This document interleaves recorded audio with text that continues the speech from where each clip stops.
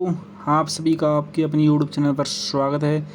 आज हम बात करने वाले हैं राजस्थान की प्राचीन जो सभ्यता है उसके पार्ट सेकंड के बारे में। कि फर्स्ट पार्ट हमने इसी चैनल पर डाल रखा, तो आप जाकर देख लें। और ये आपका जो प्राचीन सभ्यता है उसका सेकंड पार्ट रहने वाला है, जो कि हम करा रहे हैं आपके प्रीवियस ईयर क्वेश्चन, जो पहले आए हुए क्वेश्चन जो हर एग्ज़ाम के अंदर रिपीट होते हैं, तो उसका सेकंड पार्ट लेकर आए हैं।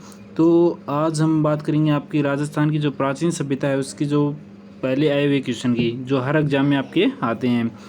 तो चैनल को सब्सक्राइब नहीं किया है, प्लीज़ चैनल सब्सक्राइब कर ले, ताकि आपको राजस्थान जीके से जुड़ी प्रत्येक इन्फॉर्मेशन, राजस्थान गवर्नमेंट जॉब की इन्फॉर्मेशन भी सबसे पहले आपको इसी चैनल पर देखने को मिलती है। तो इसलिए चैनल को जल्द से जल्द सब्सक्राइब जरूर कर ले।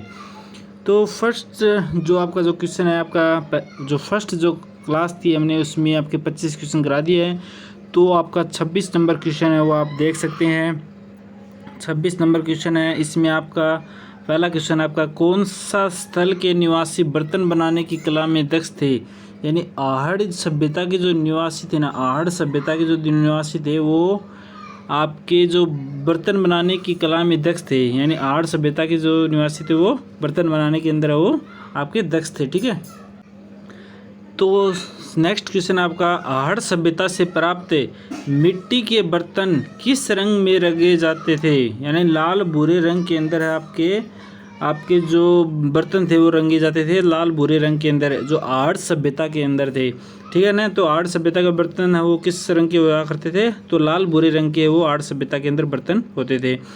राजस्थान की किस सभ्यता स्थल से 26 किस्म के मणि, 6 तांबे की मुद्राएं और 3 मोहरें प्राप्त हुई? यानी आहड़ सभ्यता से आपके 26 किस्म के तो मणि प्राप्त हुए, 6 तांबे की मुद्राएं और 3 मोहरें वो प्राप्त हुई थी आहड़ सभ्यता के अंदर। ठीक है। और फिर नेक्स्ट क्वेश्चन है आपका, धूलकोट के विध्वंस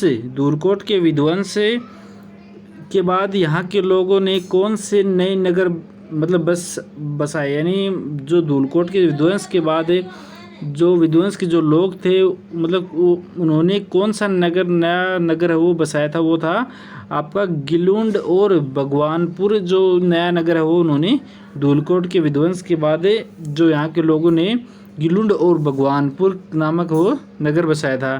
फिर नेक्स्ट क्वेश्चन आपका, उदयपुर की बल्लभ तहसील का बालाथल किस सभ्यता से संबंधित है? यानी उदयपुर जो बल्लभ जो तहसील थी, उस तहसील का जो बालाथल जो है ना वो स्थान है वो किस सभ्यता से संबंधित है? वो है ताम्र पाषाणकालीन आहड़ सभ्यता से। ताम्र पाषाणकालीन आहड़ सभ्यता से है वो बल्लभ तहसील है वो, जो बालाथल है वो सभ्यता के अंदर मिला था, वो आहड़ सभ्यता के अंदर मिला था। तो वो ताम्र पाषाणकालीन आहड़ सभ्यता का से संबंधित है। ठीक है। फिर नेक्स्ट क्वेश्चन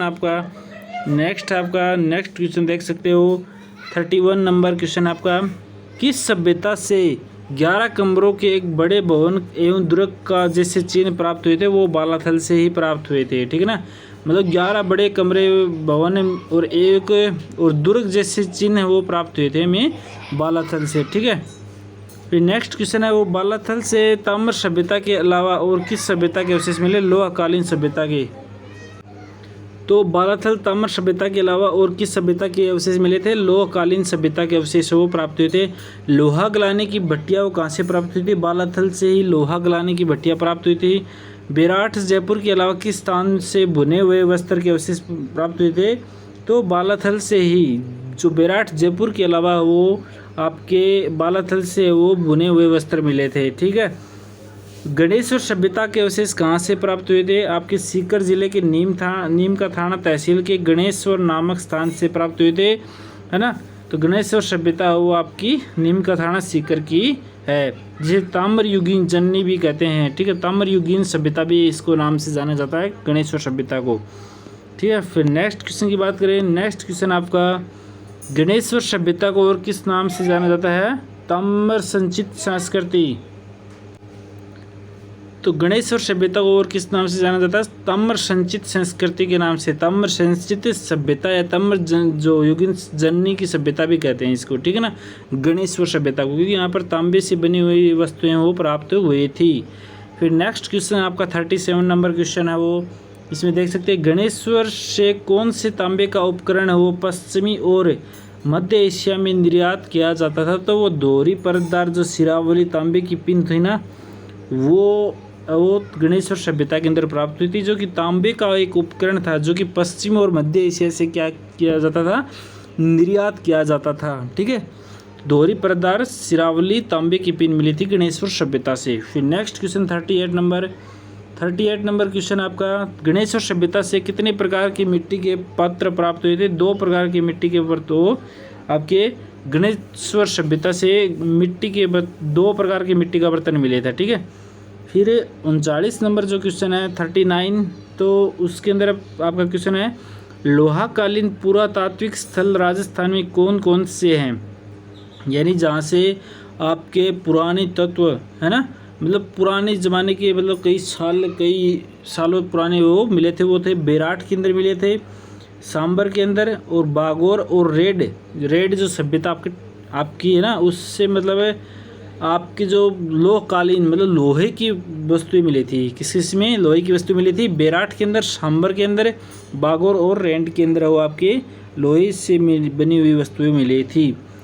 फिर 40 नंबर क्वेश्चन 40 नंबर, बेराट सभ्यता राजस्थान के किस जिले से संबंधित है? बेराट है, पहले तो थी जयपुर, और जब ये जिलों का पुनर्गठन हुआ तो अब चले गई वो कोटपुतली के अंदर। ठीक है, तो बेराट सभ्यता आपकी कोटपुतली के अंदर चली गई वर्तमान के अंदर, पहले जयपुर में हुआ करती थी। ठीक है, फिर नेक्स्ट क्वेश्चन आपका नेक्स्ट है, बिज्जक की पहाड़ी और भीम डूंगरी का संबंध वो किस स्थान से है? तो बिज्जक की पहाड़ी और भीम डूंगरी का जो संबंध है वो बेराट सभ्यता से ही है। ठीक है, बिज्जक की पहाड़ी और भीम डूंगरी का संबंध।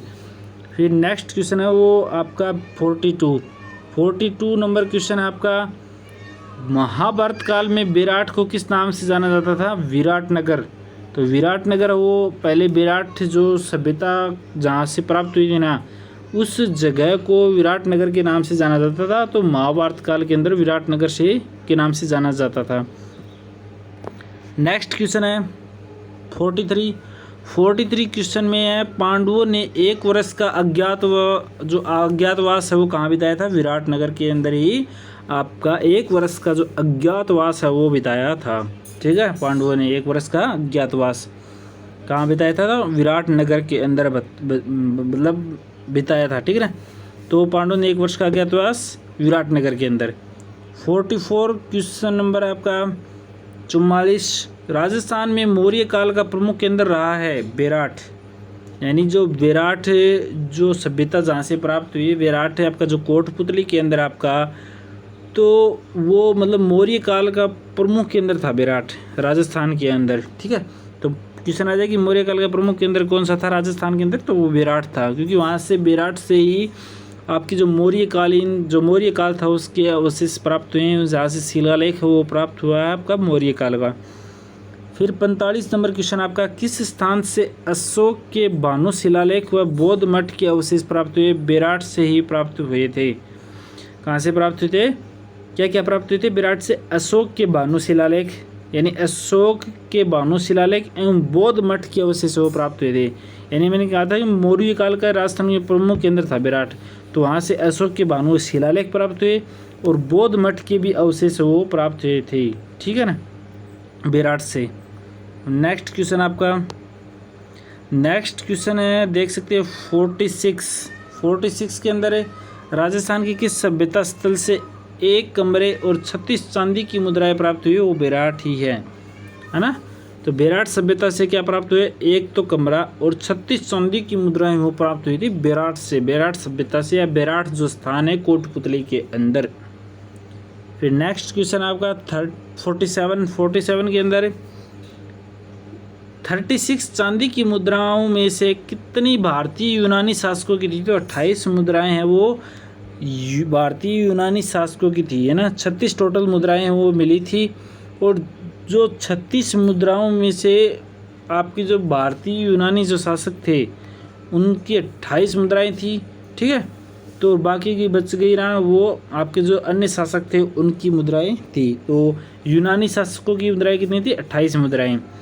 फिर नेक्स्ट क्वेश्चन 48 नंबर क्वेश्चन, 36 चांदी की मुद्राओं में से कितनी मुद्राएं पंचमार्क की थी? तो 8 मुद्राएं वो आपकी पंचमार्क की थी, और बच गई जो 28 मुद्राएं थी वो यूनानी शासकों की थी, भारतीय यूनानी शासकों की थी, 28 मुद्राएं थी।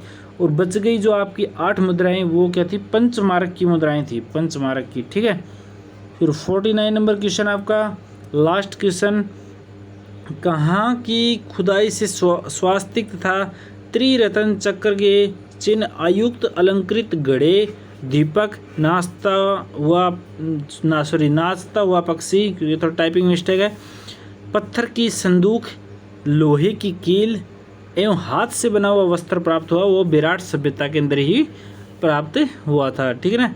तो क्या क्या बता रहे, घड़े की, एक तो अलंकृत घड़े, ठीक है, दीपक, नाचता हुआ पक्षी, पत्थर की संदूक, लोहे की कील, हाथ से बना हुआ वस्त्र, वो विराट सभ्यता से ही आपका प्राप्त हुआ है। तो ये आपके टोटल 24 क्वेश्चन हो गए, ठीक है। और इससे जो पहले जो पार्ट फर्स्ट था उसके अंदर हमने 25 क्वेश्चन आपको करवाए थे, ठीक है। तो टोटल आपके 49 क्वेश्चन हो गए जो कि पहले एग्ज़ाम के अंदर आए हुए हैं, और यही क्वेश्चन हर बार एग्ज़ाम के अंदर रिपीट होते हैं। तो आप इन सभी को अच्छे से तैयार कर लें, आपका इसी के अंदर से आपको आपके जितने भी आपके एग्ज़ाम होने वाले फ्यूचर के अंदर इसमें से आपको एक से दो क्वेश्चन आपके सभ्यताओं से आता है। तो इसमें से आपको 1 या 2 क्वेश्चन वो ज़रूर मिल जाएंगी जो हर बार ये क्वेश्चन आते हैं।